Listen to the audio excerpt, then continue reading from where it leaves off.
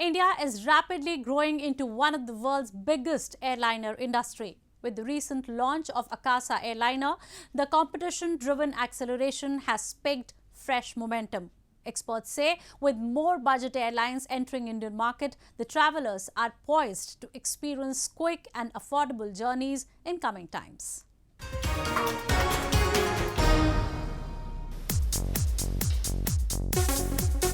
A consistently ascending trajectory of India's aviation sector has paved way for a competition-driven acceleration amongst the country's airliners.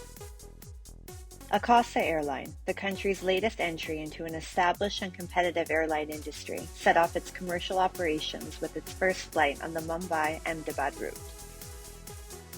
Backed by the late billionaire investor Rakesh Jhunjhunwala, Akasa has a 72 Boeing aircraft fleet on order and is set to compete directly with other budget carriers like Indigo, SpiceJet, and Go First. Akasa launched operations with aims to connect India's metropolitan cities with smaller towns. Their strategy was created in line with the government's regional connectivity scheme, which was designed to make airline travel available to common citizens at affordable prices. In the last 5 years, we have grown from 2013-14, almost 6 crore passengers to almost 14.5 crore passengers. We forecast by 2027, India will have 40 crore passengers per year. That's the kind of phenomenal growth. And if that phenomenal growth has to be made possible, it can only be made possible by a number of players coming into the sector. Currently, there are 9 scheduled airlines operating in India, the biggest being Air India, Indigo, SpiceJet, AirAsia India, Go First, and Vistara. In a major challenge to the existing players, in January of this year, the Tata Group secured control of the state-run carrier Air India in a $2.4 billion USD equity and debt deal, ending years of struggle trying to privatize the financially troubled airline.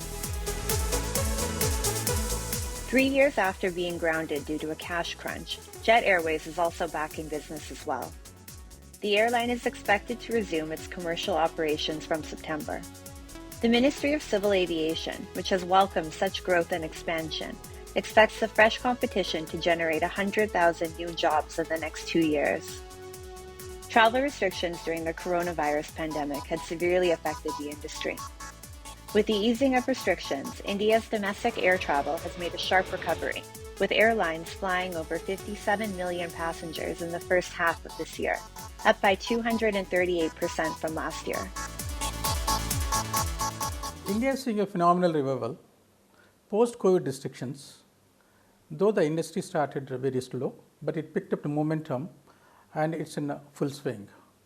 If you see that aviation market, Indian aviation market, is the 4th largest next to US, China and the UK.